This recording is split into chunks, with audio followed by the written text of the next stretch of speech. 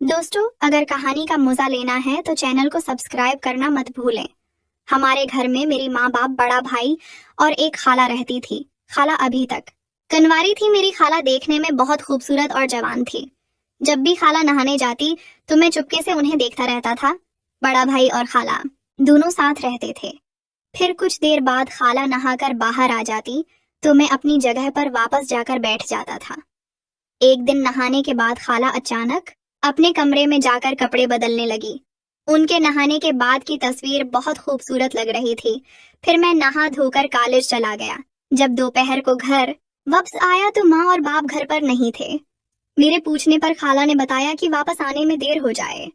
मैंने खाना खाया और अपने कमरे में जा कर पढ़ाई शुरू कर दी। वो मेरे कमरे में आया। मैं कमरे में जाकर पढ़ाई करने लगा। मैंने खाला से कहा कि कुछ ऐसा बना दो जो मजेदार हो, तो खाला बनाने लगी। उसके बाद मैं बाहर खेलने चला गया। शाम तकरीबन 5 बजे जब मैं घर वापस आया तो खाला ने खाना बना लिया था। खाला ने कहा, खाना खा लो। मैंने कहा, नहीं, आज मैं और आप साथ मिलकर खाएंगे। तब खाला ने कहा, मैं तो नहाने के बाद खाऊंगी। मैंने कहा, ठीक है, आप नहा लें, चलो फिर खाना खाते हैं। तब खाला बोले, ठीक है, मैं नहाने जा रही हूँ। अब खाला नहाने चली गई और नहाकर बाहर आने लगे तो मैं वहां से हट गया।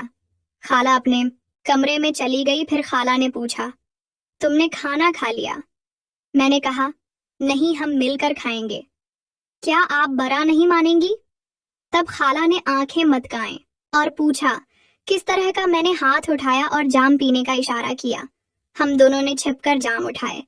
खाला ने उसे पीते ही कहा, ये तो बहुत कड़वी है यार, पता नहीं लोग उसे कैसे पीते हैं। मैंने कहा, खाला, उससे बड़ी खुशी महसूस होती है। मैंने खाला को जबरदस्ती जाम पिला दी। फिर हम दोनों बातें करने लगे। मैंने खाला से पूछा, शादी कब कर रही हो और आंख कितनी खूबसूरत है?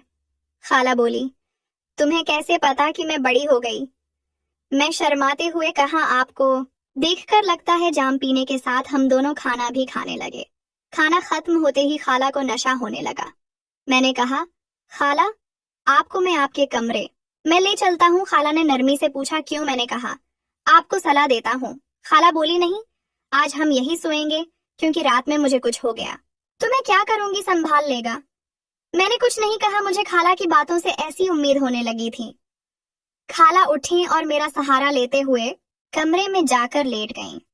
लाइट बंद करके मैं भी खाला के पास जाकर साथ वाली चारपाई पर सो गया। इस वक्त तकरीबन रात के 10 बजे होंगे। सर्दी लगने लगी और मैं वहां सो गया क्योंकि इस वक्त खाला को निशान चढ़ा हुआ था, इसलिए उन्हें मेरे हाल का पता ही नहीं था। खाला की सांसें तेज तेज चलने लगी थीं। मुझे लगा कि खाला सो रही है, लेकिन वो अब भी मुझे देख रही थी। मैंने देखा कि खाला ने अपनी आंखें खोल दी हैं। मुझे एक पल के लिए थोड़ा सा डर लगा क्योंकि मैं अभी तक जागा हुआ था। उसके बाद हम सो गए। मुझे बहुत अच्छी नींद आई। मेरी खाला और मेरे दरमियान काफी फासला था कि अगर खाला से दोबारा कल के बारे में कहूंगा तो वो मुझे करकट खेलना सिखा देगी। इस डर से मैंने उन्हें नहीं पूछा। यूं मौसम बदलता गया और हम दोनों एक ही कमरे में चारपाइयों पर सोते थे। क्योंकि मैं बहुत डरपोक था तो अपने कमरे में नहीं जाता था, बल्कि खाला के कमरे में सोता था। एक रात मुझे नींद नहीं आ रही थी। मैंने हेडफोन पहने हुए थे और मोबाइल पर फिल्म देख रहा था। काफी देर तक खेलता रहा। खेल में इतना ज्यादा मगन हो चुका था कि मुझे कुछ सुनाई नहीं दे रहा था। अचानक वो पानी पीने के लिए उठी और उन्होंने मुझसे कहा, तुम क्या कर रहे हो? अभी मोबाइल रखो, तुम्हारी माँ को बताती हूँ। मैंने खाला से बहुत मना किया कि वो घर में किसी को न बताएं। फिर खाला मान गई।